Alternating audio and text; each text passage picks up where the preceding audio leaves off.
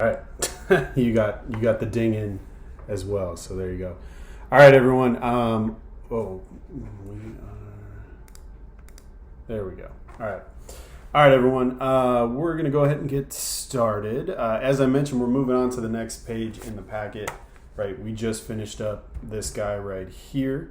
Real world objects in perspective. We're going to use some of those objects on this page, on the next page that we're working on as well.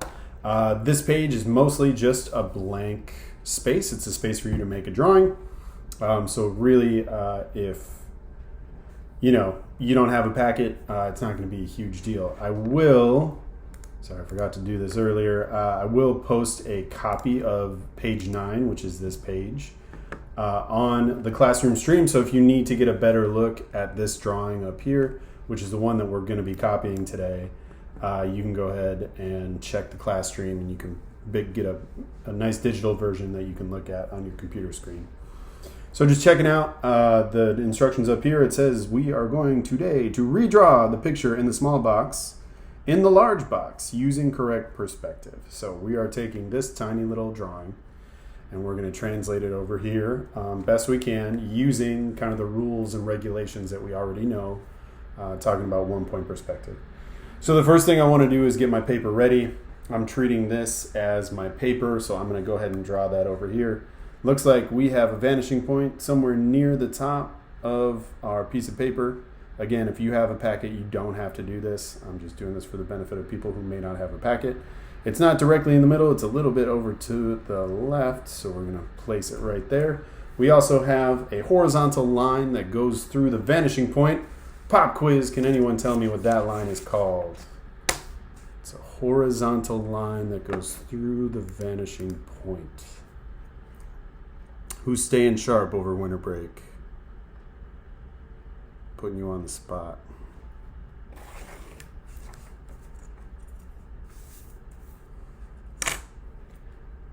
That's all right. I just kind of tossed that one out at you. It is called a horizon line, right? So if you have a horizontal line that's going straight through the vanishing point, that is always going to be known as a horizon line. It's where the sky meets the earth, or the sky meets the water, right? It's the furthest you can see into the distance. It's where everything vanishes. Dun, dun, dun. They name it for a reason. All right, so what we need to do, I'm just going to kind of observe a couple different things that we're going to add to our drawing. Looks like we have a chest, we have a lamp, we have kind of a painting, and we have a rug down here. It looks like we also have kind of some, was that a baseboard? Is that like where like the wall meets the floor? I don't know. Whatever that's called. Molding? I don't know. Whatever it's called. But yeah, we're working with the chest that we saw yesterday. Also, it looks like the lamp was something that we drew in perspective yesterday as well. So we're reusing kind of those skills that we already have to redraw this little section over here. I'm going to start with the rug because generally speaking, it gives people the most trouble. I'm going to demo the rug. I would advise that you kind of do this with me just because it's kind of hard to reproduce if you're not doing it as you go. And then I'll leave it up to you all to do things like the chest and the lamp, which are things that you've already done in perspective. It's a little bit different when you try to put it into a room.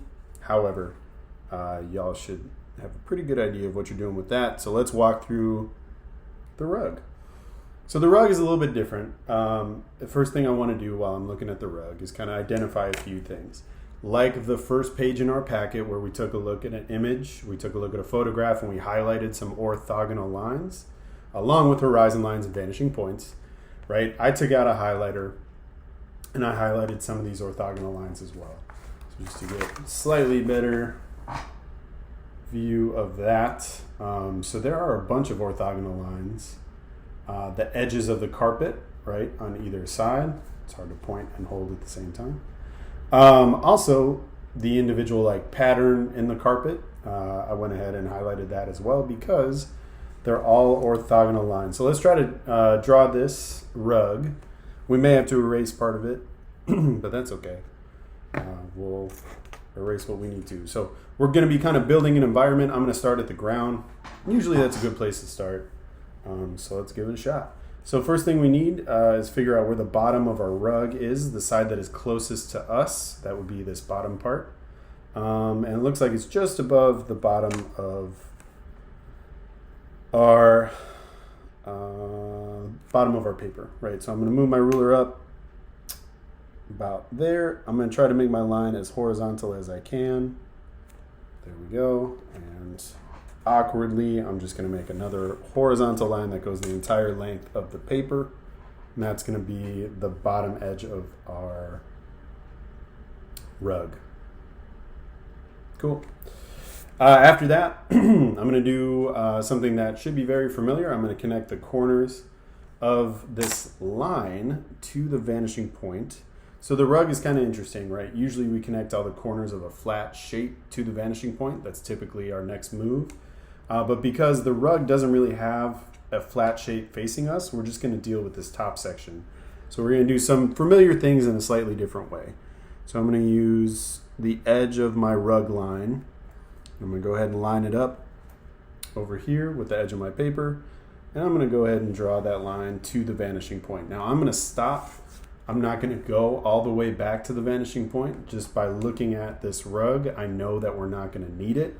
In fact, the rug doesn't even go up past halfway, the halfway point, in this image. So I'm going to just leave it there. We'll wind up erasing a lot of that line that I just drew. But we're going to do the same thing over here, line it up with the very corner and the vanishing point, right? So we got one edge of the ruler on the vanishing point. We got one at the intersection of our horizontal line that we've already drawn. We're going to go ahead and make that line as well. These lines are not even. It doesn't matter. All that matters is that they are orthogonal, all right? So that they are going through that vanishing point if you extend them far enough. All right, so we got our nice little beginnings of a rug, kind of the beginnings of a trapezoid situation that was brought up in my second period class. So if you're taking geometry, you can tell your geometry teacher that, it's cool. You don't have to learn geometry. You already learned it in art class. Just kidding, don't do that. Miss U would be furious with me, if not you.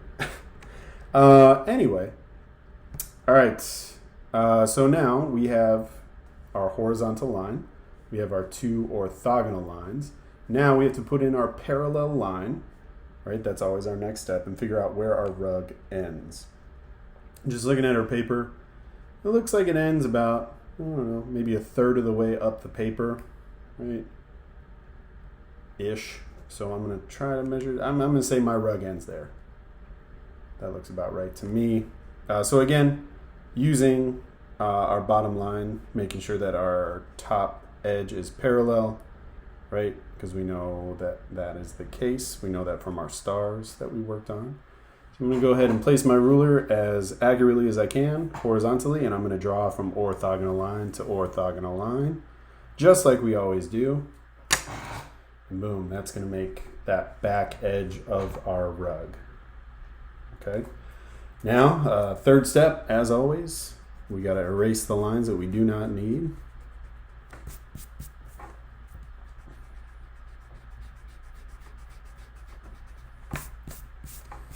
Okay, and it's kind of hard to tell so far, but looks like kind of a mat that just got left on the floor, or maybe, I don't know, your imagination makes it look like something else, but to me it just looks like a mat that's left on the floor. To make it look more like a rug, let's put a pattern on it. Maybe your rug has some stripes. It looks like ours does. One thing to be careful about, these pink lines are all orthogonal. They are not parallel, which is kind of hard to accept. Everyone, when they look at these orthogonal lines, they always want to say, oh yeah, they're parallel. But if you look at them carefully, they actually change directions as you go. So watch me do this, and then you can try to do it on your own. So I'm going to make a series of orthogonal lines coming straight through this rug to create our pattern over here, one part of our pattern.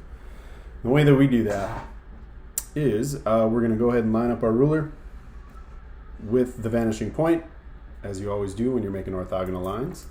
And I'm going to go ahead and just make one line the length of my rug. Okay, just from start to finish, looks like that. Now I'm going to keep my left hand finger down.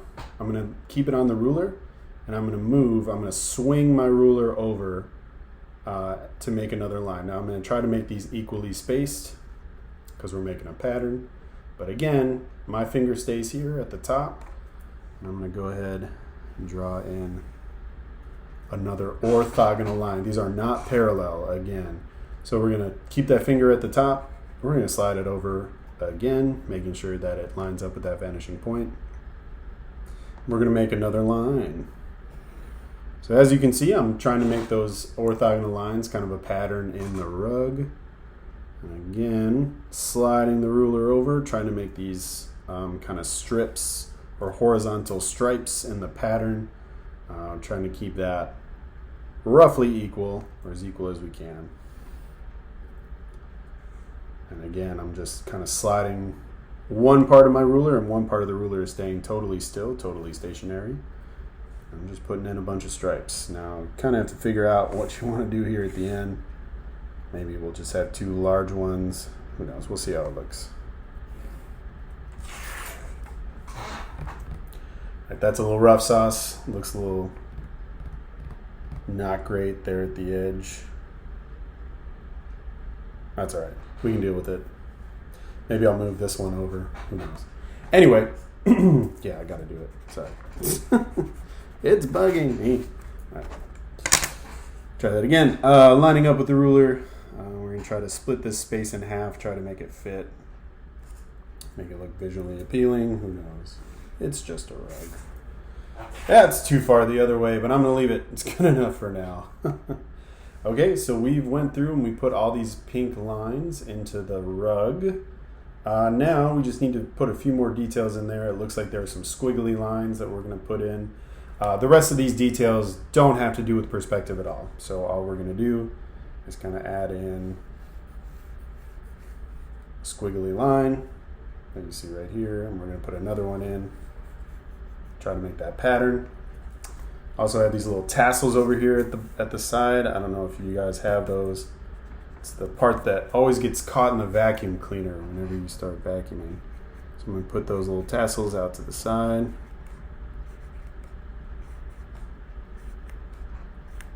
And those are going straight out. They're not kind of going off at a curve. They are going straight directly out.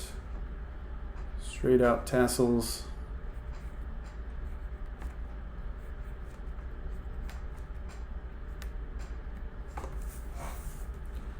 Make a weird looking rug. Ta-da! As I look at this, I notice that there is some like wrinkles in the rug. It looks like this person didn't bother to put down any matting under their rug, so I'm going to add just a little bit of texture down here at the top and bottom. Kind of erase the straightness of my line just to give the rug some character. Again, I'm just trying to make it as accurate as I can while still following the rules of perspective. So cloth is always going to look a little bit different, right? Cloth doesn't really sit in straight lines. I mean, unless you have like just an immaculate rug, which is possible. So I'm just trying to give it a little bit of character, like I said before, and make it look a little bit more realistic, perhaps.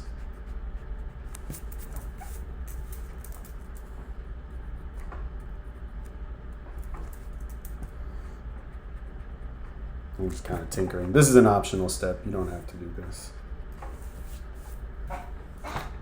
There you go. Kind of more ruggish. Rugged. But there you go. That's your rug. So basically it looks like a trapezoid, right? We got a horizontal line coming across. We have a bunch of orthogonal lines. All these orthogonal lines, believe it or not, are all going through that vanishing point, right? Slowly changing directions as it goes throughout your piece, right? None of these are parallel, right? See how if they were parallel, all of these would be going the same direction, but look, they're not, right? They're slowly changing directions as you go, and that's an important thing to realize, right? All right, so that's rug. Rug is done. Who has questions, comments, or concerns?